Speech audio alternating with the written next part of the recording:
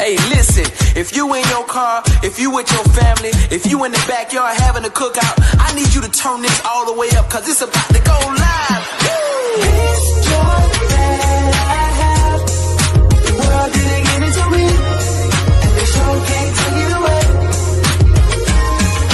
This joy that I have, the world didn't give it to me, and they sure can't take it away.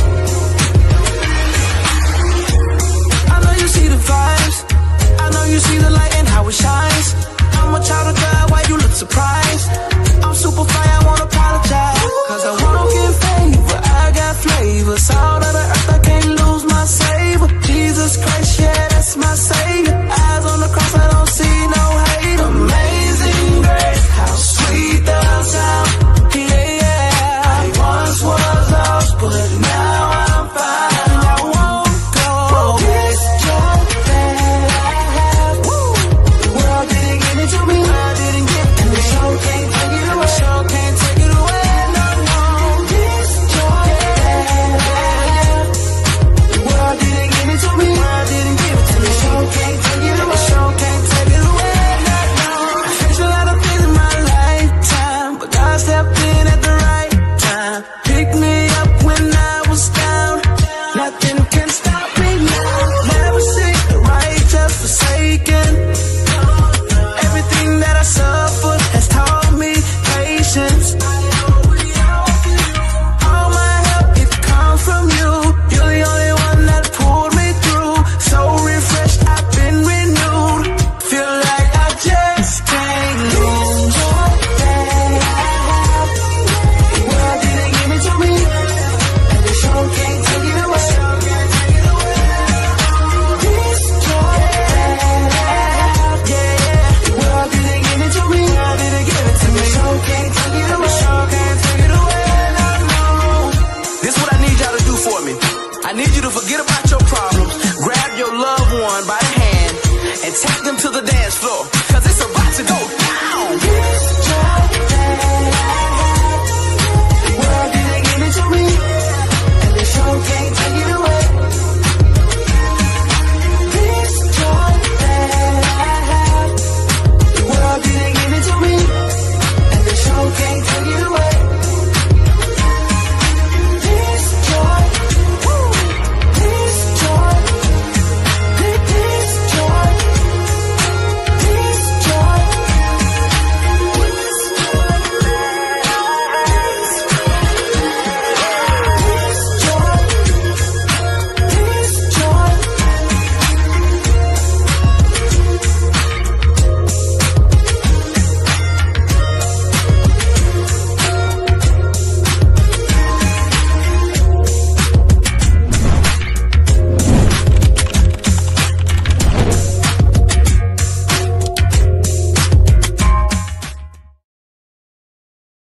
Happy Father's Day. Happy Father's Day to everybody who is watching, who is a dad, a stepdad, a male figure, a mentor.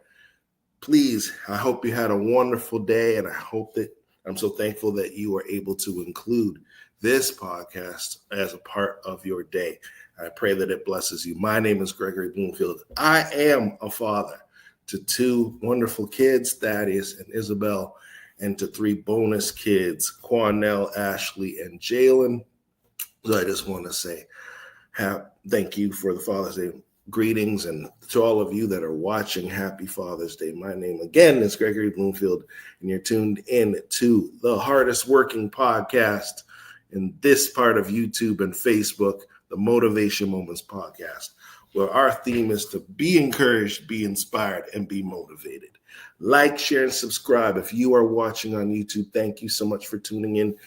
Most of our viewers, or the majority of our viewers on YouTube, are not subscribers. What is the problem? Subscribe.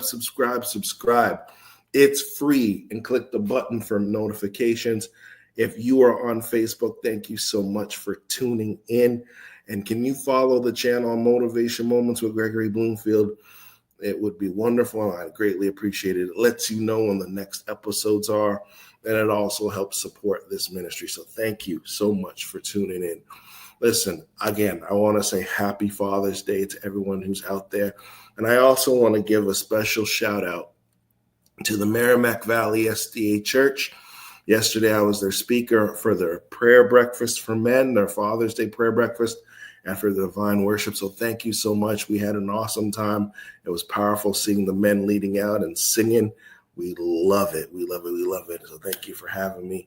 And also, hey, check out the merch. If you go to sisterpamelapublishing.com, we have merch. We got t-shirts, mugs, hoodies, women's tees. Check those out. It'd be awesome if you could support that. And everything is there to support the podcast. So t-shirts, mugs, go to sisterpamelapublishing.com and order yours. They're reasonably priced. This is like less than $20. So yeah, check it out. I want to get right into our conversation. And this gentleman here is no stranger. If you are in the Northeast and if you are in SDA circles, you know who Pastor Paul Graham is. He is an incredible man of God. He's an author, he's an entrepreneur, and he is the pastor of one of the best churches in Maryland, the Restoration Praise SDA Church. If you're from Restoration Praise, you need to be known today. Shout out your pastor, shout out your city, shout out the state of Maryland, because I heard you're doing awesome things for the kingdom of God. But most importantly, he is a man, he's a father of two kids, two young adults. And I remember when he was engaged to his wife, Wendy. So they've been together I'll let him tell the story. But basically, I want to introduce to you again, if you want to see the episode that he was on before, he was on episode number 16 and 17 of the podcast.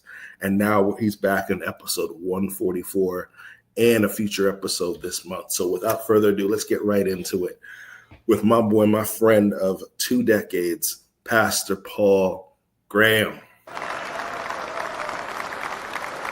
Yes, sir. Doc, how are you doing? How are you doing? How are you doing? It's growing a little bit. I can't really see him, but we'll just wait for him to come on. Oh no, I'm do you see me? Do you see me? I'm here. I'm here. Again, I've known this man for many years. He is a good friend of mine, and we're going to have an amazing conversation on the subject of the joys and pains of manhood. But this time we're going to be talking about the joys and pains of fatherhood. So this is going to be an awesome conversation. There he is. All right. Awesome. I don't know. I'm using another laptop, so it's just kind of weird. But hey, how you doing? First of all, let me say this, and I know maybe we haven't gotten it. It's been some years that I'm now at Community of Hope, Seventh-day Adventist Church with also one of the associates of pastoral ministry. That's like our ministerial directors. But I will give a shout out to Restoration Praise Center, whose pastor is Dr. Lola Moore Johnson. Bad preacher. She does what she needs to do. She does what she has to do. So for all those who are in our area, let's support, and let's be there. But Community of Hope, and I'm still doing things for the Lord. It's all good, brother. It's all good. Hey, I know we haven't talked in a long time, or sometimes people don't see the changes, but man, it is good to see you, brother. It is good to see you. Thank you. It's good to see you as well. We've known each other. We were talking in the back. We've known each other for like 25 years. 25 years. 25 years. Ever since I was in Boston. I moved to Boston from Florida in 2000. And you were doing a youth crusade and an evangelistic thing for the youth in 2001. Mm-hmm. That's when I met you. And the irony was, it was at the Berea SDA Church in Boston. I remember. And I remember you brought your fiance, now wife. That's right. And you guys have been together for 24 years. God bless 24 you. years, man. 24 years. So that means that when we met before, it was 20. So it's got to be 25. Yeah. Neither of us had gray in our beards. Oh my goodness. No. This is my ministry gray. This is my ministry gray. Oh, ministry.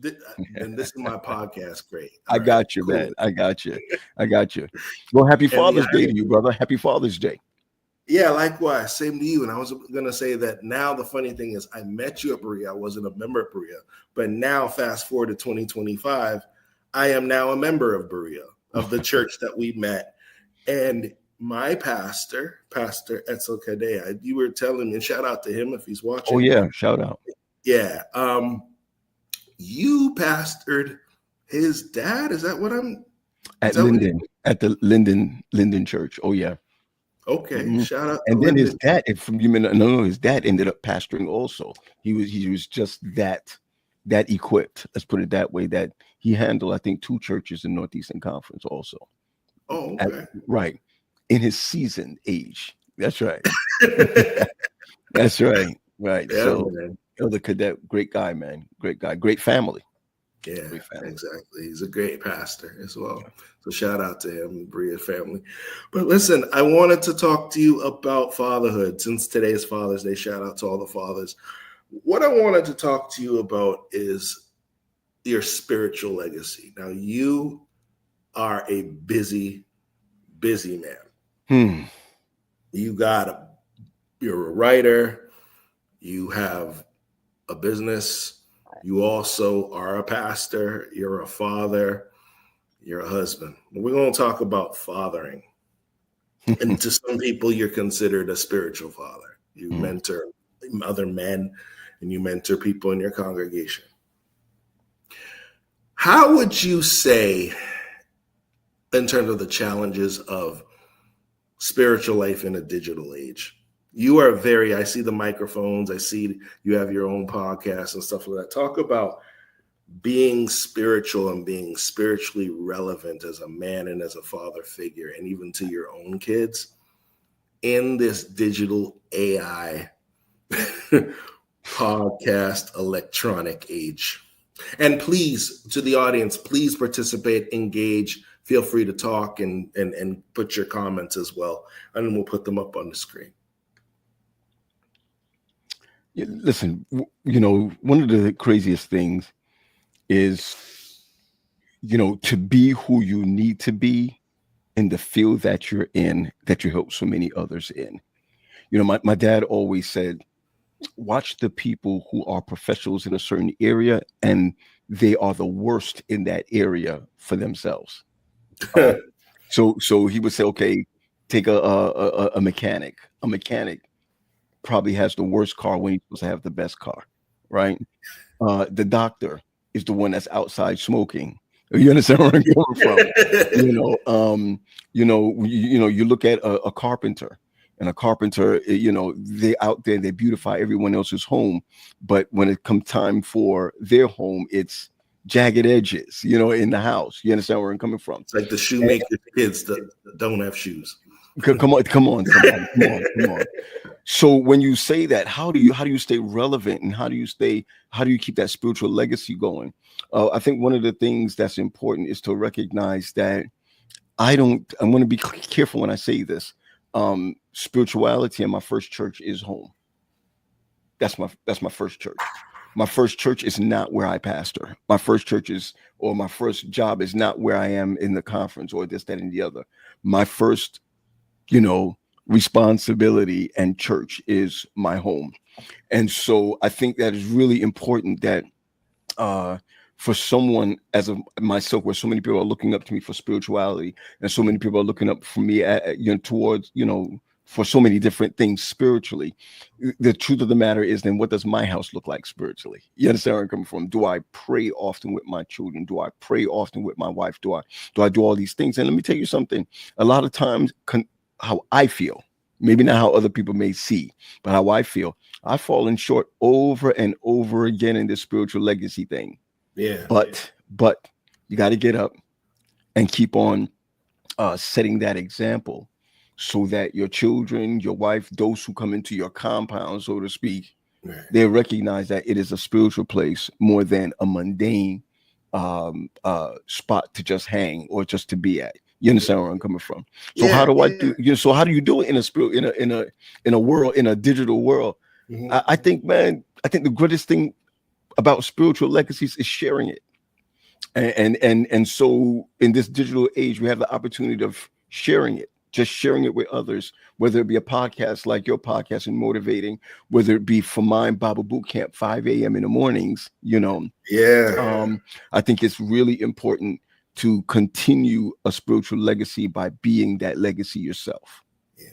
I find also, and I love that you're saying that. I think one of the things as well for a spiritual legacy is when you do things like this, I have to, for myself personally, I have to keep myself sharp. This motivation moments is not just for the audience. Mm-hmm. It's not just for the guests. It's for me. Because sometimes I'm motivated and there are times where I don't feel like doing this. Or there's times where I don't feel like ministering at a church, but I know that I have to prepare. And one thing that I've learned as well in this spiritual age is that you can use, I think it's easier now Mm-hmm. to prepare messages than it used to be. Like I maybe I shouldn't say this, but like I had to preach twice yesterday, right? One for a prayer breakfast and then after for divine worship. The first message I did, I admit, don't stone me, I used AI, I used ChatGPT to prepare my message. Okay. Now I have to say this to you, Yeah. I've never done it, right? In fact, I've never used AI before. Someone told me, why are you stressing yourself with your new book when you could do that and put your words in, put your post in, and let me be clear. Not only is it relevant, but it is not, as we say, cheating, so to speak. Yeah. Because you have to deliver it. Okay. You have to convince, you have to believe what you put in for what came out. You understand where I'm coming from? And you have to still be creative around that. So I'm kind of excited about what you've just said, because maybe I'll try it. You know what I'm saying? Yeah. Maybe I'll check it out. Maybe I'll maybe I'll try it, but you still are in command of the message. Yeah, and that's the point I wanted to make, was that it just gave me the raw materials. I still, with the Holy Spirit out, still have to make the house, right? What it'll do is you get the topic, and then it's like it'll spit out scriptures, it'll spit out different ideas. There's some that I rejected. There's some like, yeah, I can build on that. I still have to present it. The funny thing is this, is that it could even, ChatGPT can also make your PowerPoint slides. If you put your points together and you say, make a slide presentation, it does it for you. You still got to edit it. You still got to read it, all that type of stuff. You still got to pray over it. You still got to deliver it. But it just takes the hours of labor. So if you have to preach if you have to do like 2 weeks of a sermon of a crusade, it can do 10 sermons for you in 2 days. I'm scared. You still I'm frightened. In fact, I am positively scared. But hey, listen, I think that when you talk about, preparing something for others, the truth of the matter is you can always prepare something for others and yet it skip over you. Yeah. And so, man, Gregory, I really believe that when you are preparing something for someone else, whether it's an overnight study, whether it's a chat GPT, is that what it's called? Yeah. Whatever it may be. Yeah. I think the most important thing is, do you believe what you're saying? Do you believe that that God is calling you to, I'm going to use these words, right, to deliver it? Yeah. You know what I'm saying? I think the first chat, come on, what is it? AI chat? Chat GPT. Or it's, you know what, just blanket, say AI. It's fine. It's a part of it. I appreciate that, man. That means I need to catch up with that, at least with that. My kids use it. Yeah. The people that I work with use it. But I would say this, the first one probably was, Jesus, giving Moses, hey, Moses, this is what I'm giving to you. Now you give it to them. You know what I'm saying? Work it out, work it out. Yeah. Yeah. And it's not cheating, but like I stress on the AI spot, and I stress on the ChatGPT, and I stress on, the internet and the digital age, because kids of today, are far more advanced in this stuff than we are. So we as parents, we need to meet them so that we can be relevant in how we download. You notice I use the word download. Yeah. Download our spiritual heritage. It's the same heritage, it's the same Jesus, just in a different form. That's right. So you mentioned a word when you were talking before, the word legacy. I want you to expound on that a little bit in terms of what legacy means to you, because legacy can mean different things. What does, as a father, you said your first ministry is your home. What type of legacy are you want to download to your kids as the Graham family legacy that they can pass down to their kids if God spares this earth? What does that look like? Wow. Let me say this. First of all, when I think of legacy in this sense, right, I think of how am I honoring my belief? What am I passing down? I'm passing down honor. I'm passing down beliefs. I'm passing down how you say this. I'm passing down core values. Okay. Yeah. And I think one of the greatest mistakes that we make in legacy is allowing your children or allowing your next generation to be who they need to be, the freedom to do that. But we still need to share with them the legacy. We need to share with them the honor. We need to share with them the core values, because a lot of times I think that we mix up our legacy with money. We mix up our legacy with success, worldly success. And there's nothing wrong with success, right? But worldly success. But I think the legacy that we're talking about here is for Paul Graham, for the Graham family, is sharing a level of honor, sharing a level of a core value, sharing a level with them so that when they create their legacy, right, or continue, right, the legacy, they'll create more substantial of a more like your fill-in or your foundation, I should say. Right. Our children will have that more once they recognize that a legacy is not just about walking where I walked, it's living how I lived. You understand where I'm coming from? Say that again, sir. Say that part. Right. Again, I believe that a legacy for my children should not just be only walking where I walk, but living how I live. And and it's a little scary sometimes, right? Because what they call legacy is stuff like this. My two children, adult children, go to Oakwood. One just graduated from Oakwood. The other one's going to his sophomore year. Well, when I go down there, I am the alumni chairman of the whole school. All right, here's the scary part. The scary part is when people come around, they say, "Yo, man, your kids go here, you went here. Man, that's legacy." I'm like, yeah, if they fail, is it still legacy? You know what I'm saying? If my daughter had a child out of wedlock, is it still legacy? You know what I mean? If my kid I'm just saying, if my kid cheated in school, is it still a legacy? I'm just saying, right? If my son is doing weed and my daughter's doing weed and they drinking and carrying on, that's still a legacy. See, sometimes we dumb down legacy to where we are instead of who we are. Okay. And that's why also in our church today, because I know that many people who will watch this podcast may not be, I'm just saying, may not be of the Adventist faith, which is beautiful. I think it's beautiful. But for us who are in the same Adventist faith, I think sometimes we look at legacy as a badge of honor of the fact that this is where we are. Right. Instead of wearing this legacy as a badge of honor of who am I presenting? You see where I'm coming from? Yeah. And so my legacy for my family is who you represent. It's who you represent. Yeah. It's tough being a dad like that, though. You know what I mean? But we'll get into that. Sometimes as a dad, like you see your kids making a choice that you wouldn't make.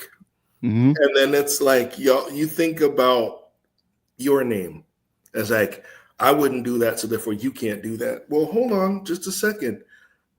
It may not be my decision, but it may be their choice. But I think the greatest legacy and the greatest thing that you can give is a legacy of prayer. Because I'll give an example. Like my son, my son graduated high school. He's about to go to university. Okay. There was, without putting his business out there was a decision that he wanted to make in terms of his major. He wanted to change his major. Mm-hmm. And the way he went about it, or what he presented to me, I didn't agree with it, but I understood why he thought that way. And at the end of the day, I said to him, did you pray about it? Mm. Right? Because I don't know everything. And I know for myself, there were decisions I had to make in college. Like my mother, let me say this. We talk about Adventism. Let's talk about, we both come from Jamaican homes. Yes. And Sorry about that, Chief. Sorry. Listen, my mother wanted me to be a doctor, not an accountant. She had the chemistry books lined up, and she said, you're going to be Dr. Bloomfield. And I don't do well in science. I did better in math and in accounting. And Jamaican, West Indian parents, there's only a few professions you can go into. Pastor, doctor, nurse, teacher, and engineer. And engineer, accountant. There's no money in that. So it's but I had to hold fast to my conviction. Did you pray about it? Yes. And then my mother realized that it was God's will for me to go in that direction, right? Even though she didn't see it. So even though, and I come from a family of nurses, I'm not one. I get squeamish when I see blood, so I'd be a horrible doctor. So the legacy is not that I follow the tradition of the profession, but is that when I'm faced with a decision, what do you do? What do I do? And the legacy is, you, as the old folks used to say, I turned it over to Jesus and I stopped worrying about it, gave it over to the Lord, and he worked it out. That's the legacy. And I think that if you continue to teach the children these things, and listen, I know you said your son is going to university. There'll always be children. You know, I was talking to my brother the other day, my older brother, and his son is about to go into medical school, and he had to have a sit down with him and let him know that, listen, man, I still see you as 11. I still see you as 11. I cleaned your diapers. That's right. I don't care how big you are.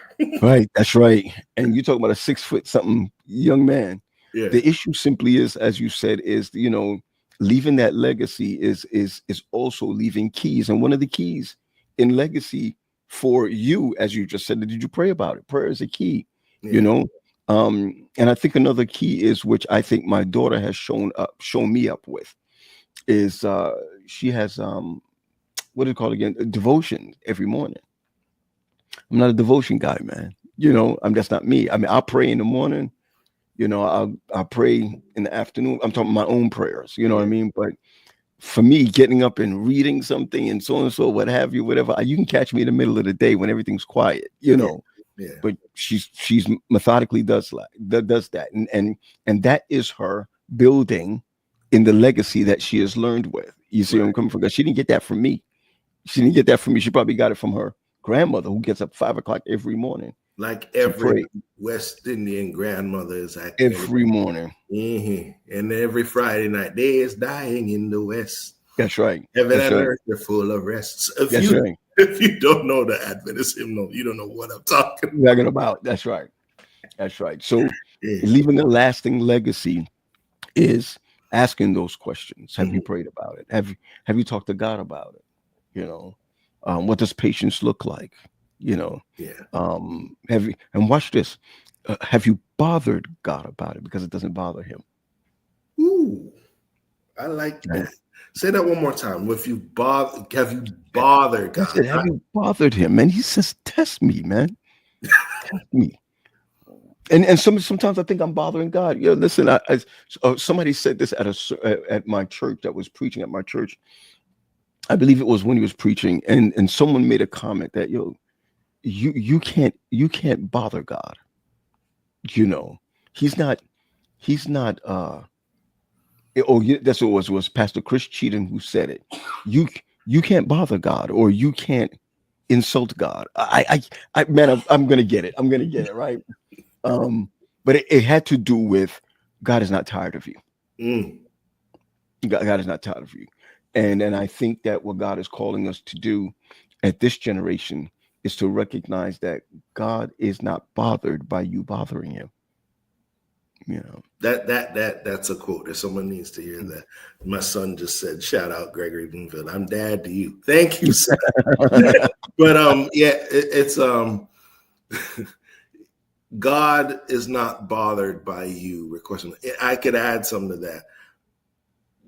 You're not nagging God by asking him multiple times. Right. It's called the Bible in Philippians 4. It's called supplication. It's okay to supplicate for yourself or intercede for others for God. And I think one of the things as fathers, you don't know how many times I've had to supplicate for my children. Yes. My daughter be like, I say, Lord, help this girl, protect her. Or whenever either one of my kids, we have good times or bad times. There are times where I just say, pray to God to, fix it, Jesus. Or fix me. Because sometimes one of the things that I don't want to do, and I really had to search my heart, is that give me the heart to apologize to my kids where I did not represent the Father well. You see, man. You see. Yeah. Maya Angelou makes this comment, right? She said, legacy is every life you've touched, right? And what you're just saying is, Lord, I want to make sure I touch the lives of my children, right? And I think it's awesome when you're able to touch the lives of your children, and then they're able to touch the lives of others. So, so when you talk about that, to be honest with you, what you're really doing is advocating. You're being an advocate for your children, and like, I got to bypass what they're not doing to talk to God on their behalf. You understand where I'm coming from? Yeah. And that's part of, I'm going to use it when I say this, that's part of preserving the legacy. It's part of preserving the legacy. Yeah. Sure is. And also, just so many thoughts are coming in my mind, is that one of the things that I hate is when people say things like, Pastor Graham, I'm the most humble man you'll ever meet. Humility doesn't brag, right? Humility is shown. Yeah. And one of the ways that you can show humility to your children is to own when you did something wrong. Yeah. Because what happens is that I feel my kids respect me because I have said to them, hey, when I behaved like that, when I got angry or when I was judgmental, I was wrong in doing that. Can you forgive me? Why is that important? Because now they feel safe to apologize to other people. Absolutely. Right. Absolutely. So absolutely. What you actually have done is you have created more space for the legacy to move forward. I love it. That's a word right there. So fathers, it's okay to not be perfect. It's okay to make mistakes. Own your mistakes. Own it. Oh, yeah.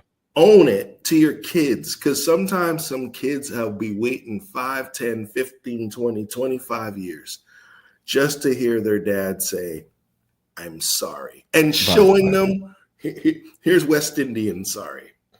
They'll make you food. They'll buy you clothes. They'll take you out. You won't say it.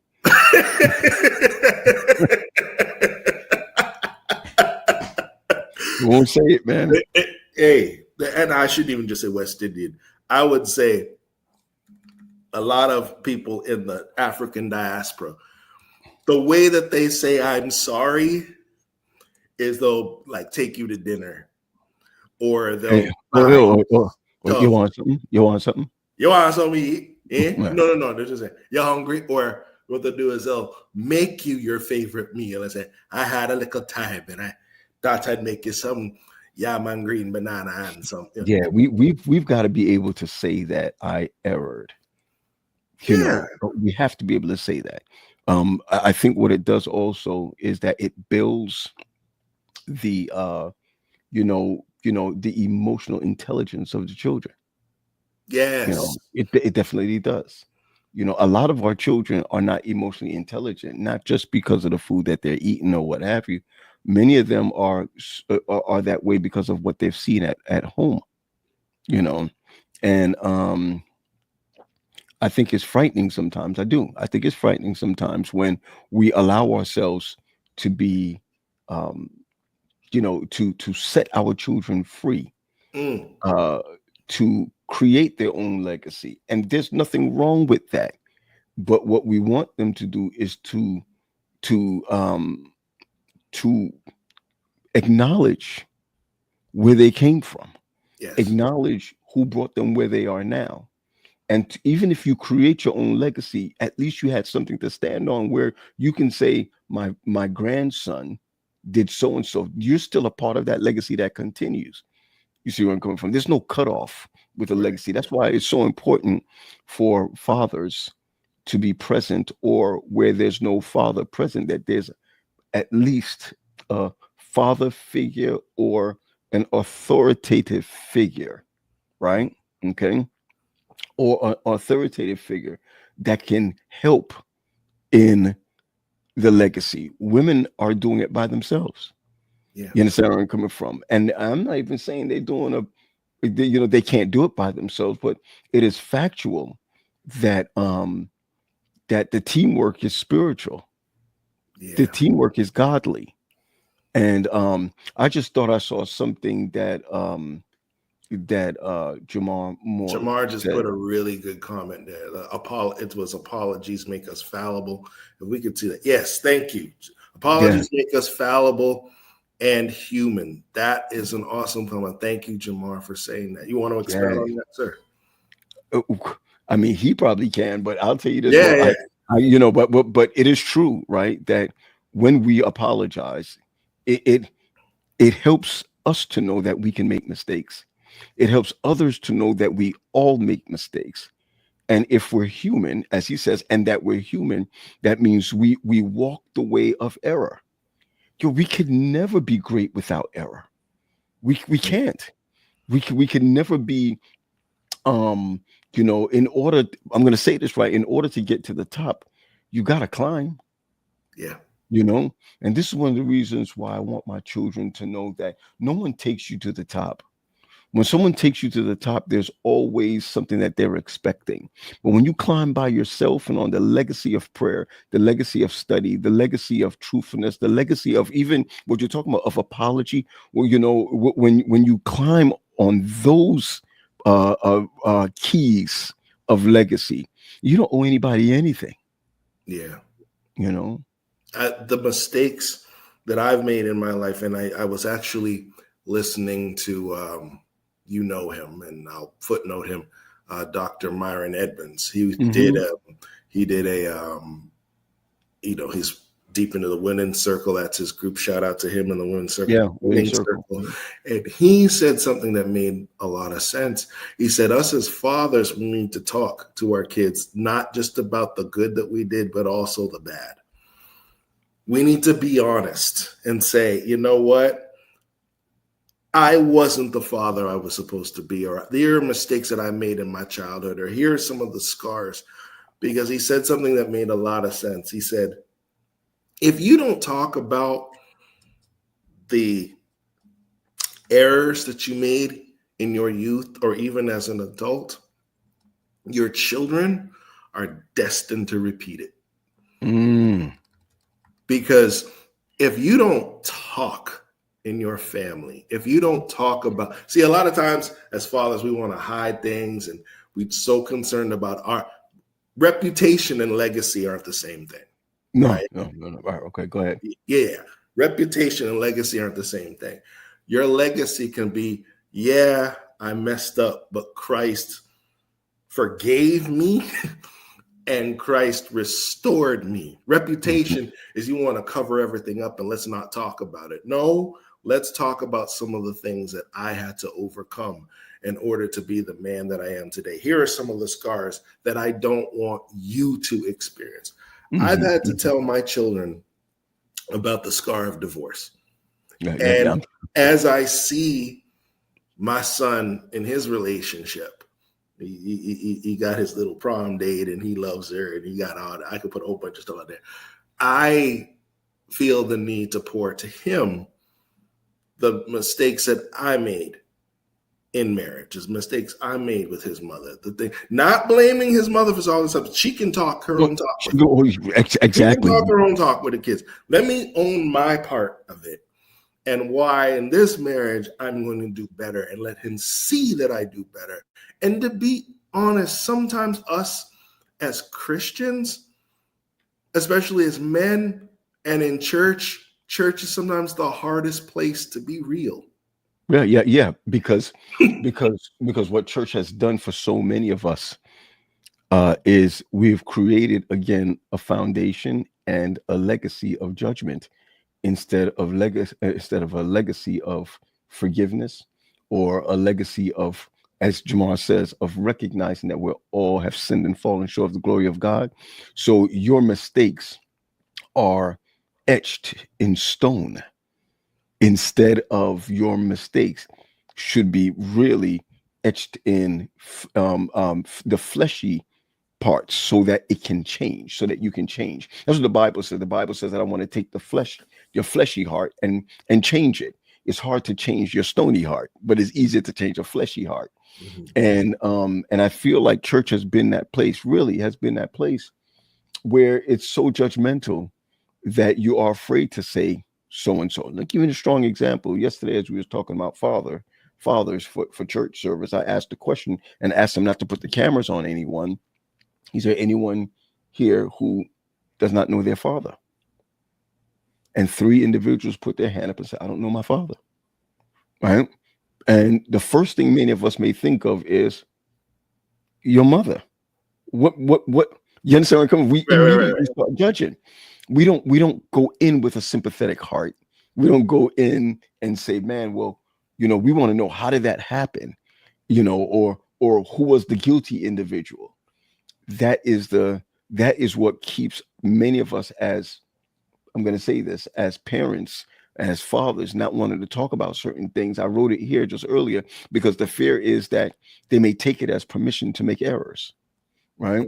And I think that we need to take the Bible as a rule of thumb, that we've been reading about everybody's errors in the Bible. Come on, right? We've been reading about everybody's errors in the Bible. It doesn't give us permission to do what David did or to do what Peter did or do what Paul did. It gives us permission to grow from what they did. Yes. Right.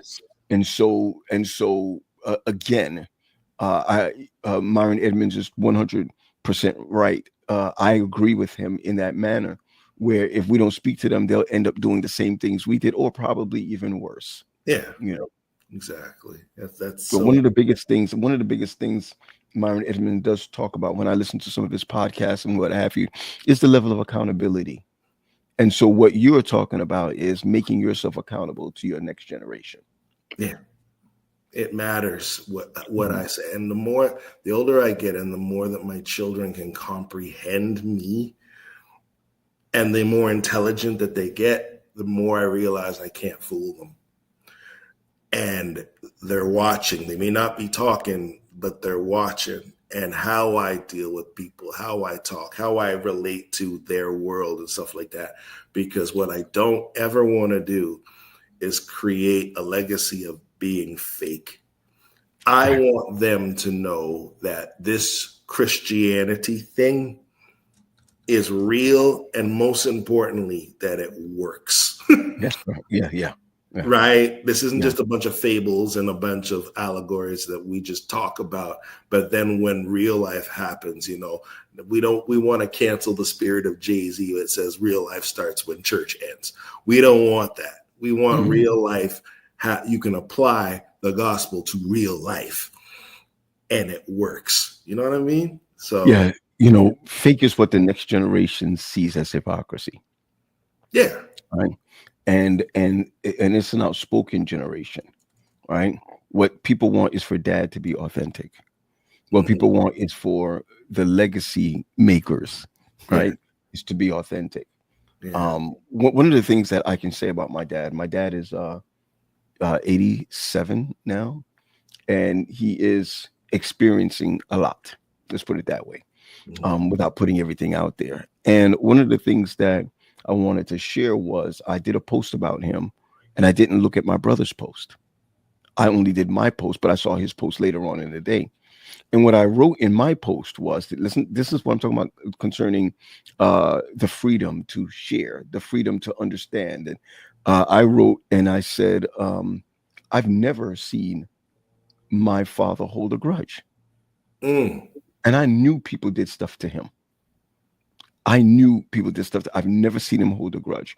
My brother writes later on, um, I've never heard him say an angry word to someone.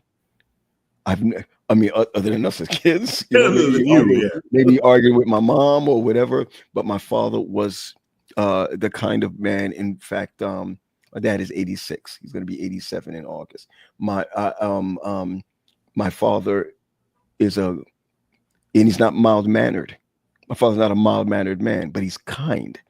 That's the legacy that I believe that for me that I can say to my children and their children, what was our great great grandfather like? What was our grandfather like? That brother was kind. You understand where I'm coming from? And when I saw that, I knew that I wasn't just talking crap. You know what I'm saying? Legacy that we leave behind is really not leaving it behind. It's really pushing it forward. Wow. So sometimes when we make this statement, oh, what legacy are you leaving behind as a man, as a father? I think that the legacy that we leave behind, I want to just say this, is the generational curses that we're trying to forget. The legacy is what we're pushing forward. Right. You see where I'm coming from? And I know it's just a play on words, but I wanted us to recognize that there's certain things that I see my dad have to leave behind. There's certain things that it's in my life, my brother's life, my cousin's life that we have to leave behind. What legacy are we pushing forward? Mm. Kindness, Yeah. kindness. Yeah. You know. Love it. If you're just tuning in, this has been an amazing conversation with Pastor Paul Graham, the pastor of the Community of Hope Hey, there we go. SDA Church. Where did I get registered? I think that might have still been on your It's bio. well, it's okay. It's okay as long Yeah. as we understand that the church is doing just fine, and Yeah. and I want to give a shout out to the leader that's there right now, Yeah. Dr. Okay. Lola Moore Johnson. Just Cool. because that for me in my heart, that will always be my church. You know what I'm saying? Because I started the church in that sense. But when you see great leaders take over, you feel comfortable. Amen. Amen. So, as we're about to wrap up, and by the way, thank you for all the comments on Facebook. If you want to turn those comments into follows, I greatly appreciate it. And same thing with those who are on YouTube. If you want to just hit the subscribe button and hit the notifications, let's grow this channel and share this episode with as many people as you can. I want to round up the day with Father. This is Father's Day. It's winding down. It's amazing how much fathers, when you compare Father's Day to Mother's Day, mother, mothers, shout out to the mothers, but today's not your day. They get spa treatment. They get to they get pampered, flowers, all kind of stuff. And a lot of men, and I say this with all sincerity, a lot of men are recognized for their worth in terms of what they can produce and what they bring to the table. Unless you do certain things or you have a certain amount of income. And a lot of times, a lot of men are recognized and judged by what they tangibly can produce. Mm. And a lot of men can feel like a commodity. They don't feel valued. They feel like a cog in a machine. Does he help pay the bills? Does he run and bend over backwards to being in the kid's life. And it's especially hard when you are a father who, for whatever reason, you're divorced, separated, or, you just don't live with your kids for whatever reason. I would like for you, Pastor Graham, to speak to that man who Father's Day creates a lot of anxiety and stress. That man who feels undervalued and underappreciated and feels that they have to borderline beg to get the recognition not for what they can do, but for who they are. I want to give you for like 5 minutes or so just to talk. Man, 5 minutes, man. I just need 3 on this one. Okay, 3. A lot of people don't put on me, put on him. A lot of people may not recognize that one of the craziest things about life in itself, one of the greatest issues we have right now is the fact that people don't recognize that June is Men's Mental Health Month. Mental Health Month. And men go through so many things, so many things that sometimes not just people ignore, but we ourselves ignore it. And so when you look at, that men need to know it's okay. You need to know it's okay that you don't make what your counterpart is making. The amount of money that you make does not determine who you are.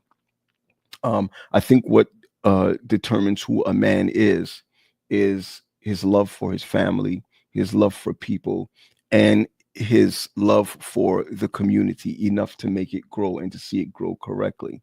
One of the reasons why I share this with individuals is because men need to know it's okay not to be okay. Men need to know it's okay to go to therapy. It's okay to need support. It's okay to cry. It's okay to break down. It's okay to break down. I didn't say break up, but break down. It's okay to ask for help. And many times what lead us there is the heaviness of comparison. And many times we are compared not just to each other, but we can be compared to an ex. We can be compared to a family member. We can be compared to what other people are doing in life. And I think that one of the devil's tools that kills legacy is the heat, right? Or the fervent heat of comparison. And so I think it's really important that God is looking for each man to not stand on, on a foundation that is compared to what others are doing. And so in that, I think it's important to know what's important to this person, what this person, what core values is this person living by? Because I believe that a woman would want someone kind to them than someone who's bringing a whole lot of money but treating them like dirt. I think a child would love to get a hug from the father instead of a rebuke for the smallest things that happen. And so growing your legacy, I'm just saying growing your legacy is about understanding that the measure of the man is not the measure of your pocket or your bank account. It's the measure of how you create legacy, how you push forward legacy, and how you teach by behavior the keys to legacy. And I believe in that, dads, fathers, uncles, grandfathers, communities are changed, churches are changed, families are changed, households are changed by recognizing the keys to legacy.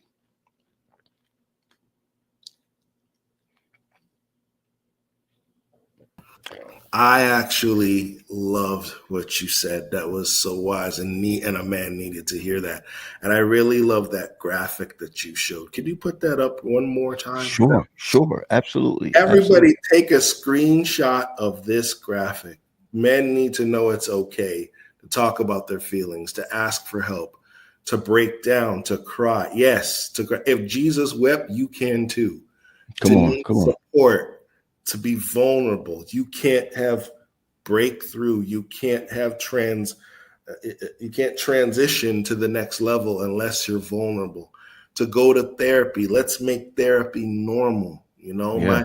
my wife and I go to therapy not because things are wrong, but because we want to be the best married people that we can be. And also, I'm even contemplating going back to therapy because I'm going through transitions with my kids. Because now they're getting older. I need to know how to parent properly. It's preemptive. It's not something that you have to wait till there's a crisis to get therapy. Do you wait until with your car, right? If you hear the brakes, you know, they're not closing, they're not stopping on a car smoothly. Do you wait till it's metal on metal to take it to the mechanic, or do you wait till you hear a little squeak? Right. You don't throw away the car. It just needs Right. maintenance. That's Right. all therapy is. So I love that graphic. I love it. I love it. I love it. Thank you for sharing that with us and made it so relevant. Rosalind Long, my buddy's asking, let me ask, why is recognition important to him? All right. Do you want to take that one? I can answer that very simply, but I want our friend and guest and brother to answer. Why is recognition so important to men? Well, to men. Well, first of all, you know, when there's a book that everyone has been reading, I believe, who are couples, called the Five Love Languages. Yes, sir. And in the Five Love Languages, they give you these 5 points, right? These 5 points of what, you know, of what the love languages are. And I think what happens is that a lot of people think that the 5 love languages, one of them, I should say, I should put it that way, is what man likes, and that would be physical Word touch. recognition. Right. But people keep thinking it's physical touch. I declare to you, it is not physical touch. It is not. No. I mean, we can. I almost said something. I don't want to get no problems. No, I'll say it. You can touch me all you want to, but if you talking down to me, I don't want your touch. Absolutely. Do not touch me. I don't care if you fine as whatever. As you could be fine as wine and great as cheese. I'm gonna tell you this right now. If you cannot still be abusive. Oh, that's another show, bro. We should have put it apart. But the fact of the matter is, you know, there's acts of service, there's quality time, there's so many of that. But men, most men, number one is affirmation. It's definitely words of affirmation. And I say this all the time, that one of the breakdown why men usually walk outside of their relationships. I didn't say give up their relationship. I don't say leave home. I'm talking about have affairs. One of the reasons why affairs is so great is not because of someone with a booming body or someone that looks better than your wife or this, that, and the other. It is someone who's cheerleading you. And you got to recognize that if your wife or if your significant other is not your number one cheerleader, you can turn to the direction of the cheerleader. You see where I'm coming from? Remember, cheerleaders move crowds. So why not be able to move an individual? You see where I'm coming from? And so words of affirmation. So why is it that, why is recognition important? I think it's embedded in us and built in us to have a cheerleader as we work towards your happiness, not our own. Mic drop. Yes. Rosalind, did you hear that? Words of affirmation. Thank you, Zendra. Yeah. And I would even add to say, words of affirmation is, if you poll 100 men to rank the 5 love languages by Gary Chapman, words of affirmation, physical touch, acts of service, gift giving, quality time, I would say 80 to 85% of those men would put words of affirmation at the top, or at least, and I would say 95% would be top 3. Yeah. So it matters what you say to him, because what you say to a man, see, women don't have the same, most women don't have the same physical, there you go, don't have the same physical strength as a man. I learned this in therapy. But a woman's mouth can cause a man to run through brick walls and do amazing things for his household, or you could kill that man and emasculate him with your words. That's power. I think a woman is powerful. Come I on. think a woman. I think a woman is powerful, and I don't. And I like what you said, right? But a woman's speech calms households, man. It helps brothers to. Let me tell you something, man. Maybe I can put Yeah. it this way. I was talking to a friend of mine some time ago, and I said to her, if you were married to this individual, Mm. right? He probably would have been the president of a conference. Okay. Now, the reason why I said that to her is because I look at people like uh, like President Obama. Mm. President Obama's wife was asked the question, right? If you weren't married to Obama, where would he be? And she coined it differently, and I hope I say it right. But she said, "You mean where would he be if he wasn't married to me?" He he probably would not be president if he Mm. was not married to someone who was supporting him and pushing him and shoving him and speaking to him and speaking life into him. And it works both ways. You know what I'm saying? It really works both ways. I think that when you find a couple, let's even say that they're not even sexually intimate, but they're speaking life into one another, you're still a power couple. You're Mm. still a power couple. What makes you a power couple is developing a legacy between each other. And if you have no children, at least for the community that you live in or the church that you go to. So is recognition important to us? Yes, because once we recognize that you even care, we go next level. That's the that's the let me tell you something. I'm gonna say this one last thing, I promise. People don't recognize, even some men don't recognize, that the currency of men's success is the recognition of a woman that believes in him. Put that in the chat. Man, put that in the chat, everybody. The currency that you can also call them on, that would be no, we're going to speak life today. Coddling is placating them. We're not talking about we're not talking about talking to a man like a baby. You coddle babies, but you speak to men. There's You a can speak life. Hey, Greg, you can yeah, speak life. Let me say this to Rosalind. You can speak life into a man and present his negativity. You could let me say it again. You could present his challenges without being negative. You exactly. can you can you can you can present the problem. You could say it's your fault. You know how many times my wife will come to me and say, "Yo, listen, man, you arguing about this, that, and the other. Have you considered? Have you considered you?" My And you understand where I'm coming from? Yeah, exactly. My wife has done the same thing. I was like, babe, she'll sit me down, hold my hand, and say, babe, I love you, but you're just not good at this.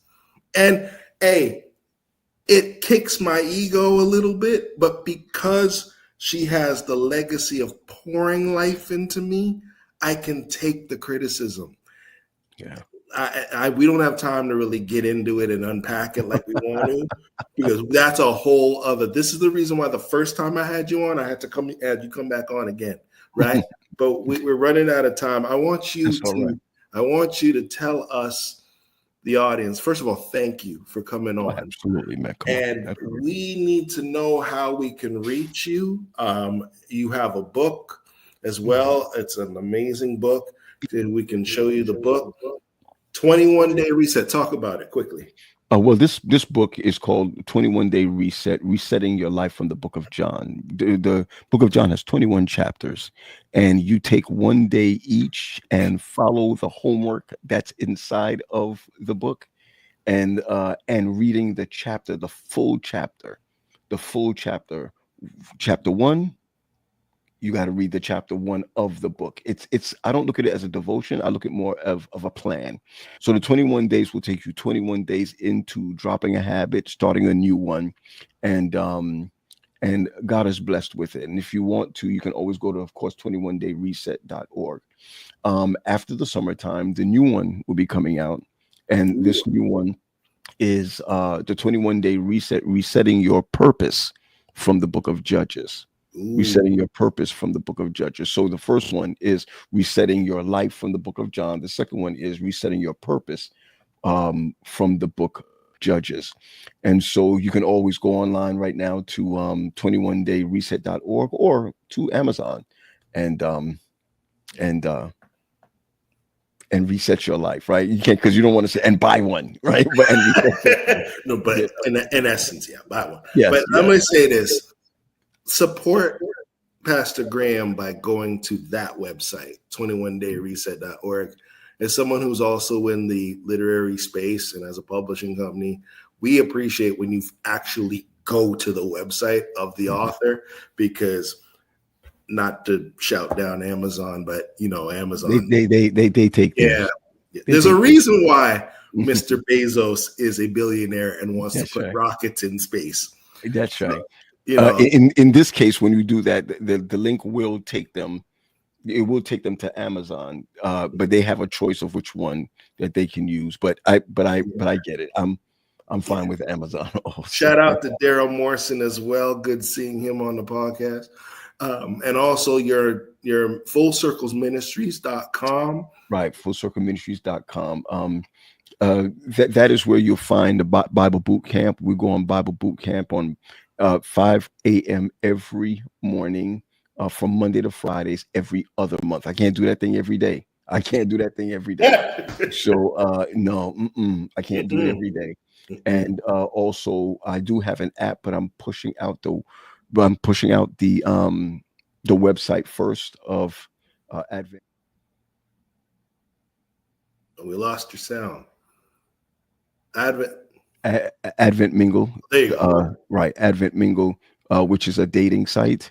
And so they're turning it right now into a website because though the app is finished, I can't get it over on iOS. iOS is not doing dating apps anymore. So I'd rather now do the website and then make an app from the website itself. So that will be finished at least before the summer. That was been in the making since last March. So that's Advent Mingle right there. And you can also see that off of our website at Full Circle Ministries. I would also share with you that on Mondays, we also have a podcast we just call Unscripted Conversations. And here it is that we have a team of people. Here's the joke that Quest Green and myself, we've been talking about men. Is all about men, right? Lifting up men and what have you. And so my team, they do not know what I'm going to talk about on Mondays. They just got to be prepared. That's why it's unscripted. They don't know what I'm going to talk about. Jeez. So they come on and we just give the questions and we hear what they have to say. And 4 of them are clinical. They're clinical clinicians. Awesome. Right. Awesome. And I've seen it too. It's really, really good. So Pastor Graham is more than just a pastor in a pulpit. He's using his digital currency to reach souls for Jesus Christ through his podcast, through Adventist Mingle. If you want to find a good SDA companion, the 2 of us are taken. But there are others out there. So if you want to go to his website, Full Circle Ministries, Advent Mingle, you can hop on that as well. Pastor, this has been awesome. We are going to have more of you next week, but I want to just tell quickly about the guests we're going to have. 2 minutes left. On Thursday, we are going to have, I think you know him. On Thursday, we're going to have the next episode of Motivation Moments. We're going to have Pastor Johannes Perry, who's the pastor of the Mount Olive SDA Church. He's going to talk about his joys and pains of manhood from football, from D1 football to being a pastor. That is a very interesting. He's a big dude. He's like 6'6". He was an offensive lineman. Yeah. And also next week, we're going to have a panel discussion. Our panel discussions are always fun. We see Paul, you're going to be with us. The theme is I'm a good guy, but I have a lust problem. So that's that's not a disclosure of anyone on the show, but I'm just saying that we're going to be dealing with men and how to keep our integrity in these spaces as well. So that's going to be an awesome time. So please lock in those dates. And once again, just to conclude, if you want to support this, and June 29th, we have Pastor Chris Henderson. He's from Texas, and he's going to be an awesome guest as well. We're going to be talking about manhood. He'll be closing out the session for June. Hey, listen, if you really enjoyed this podcast, would you take the time and support us by purchasing a shirt? Be encouraged, be inspired, be motivated. We got all sizes for men. We got ladies' tees. We got hoodies. We got mugs. That's a way that you can help support this podcast. And also, go to sisterpamelapublishing.com, get our books. Get my wife's book, Rooted in Boldness. Get my book, The 522 Man, and all other great titles as well. And also, in conclusion, if you just want to sow a seed into this ministry, please do so. Or if you ever want me to come speak at your event, go to GregoryLBloomfield.com. And I would love to bless your congregation or your audience. Also, if you want to sow a seed into this ministry, you can do it through Cash App or PayPal. PayPal at bloomfieldting@gmail.com or Cash App at bloomfieldting. So there's many ways to support independent podcasts. We don't have a big machine supporting either myself or Paul. So every contribution that you can do really helps. Most importantly, for those on Facebook, if you can hit the follow button, we're almost at 300. So if you can just follow the channel, that would be great. And YouTube as well. Follow and subscribe to this channel. We got to go. But Paul, thank you so much. We're going to see you next week on the next channel.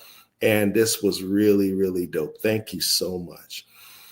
Until next time, we'll see you on Thursday. As we always say, it says on my shirt, be encouraged, be inspired, and be motivated. My name is Gregory Bloomfield. This is Pastor Paul Graham.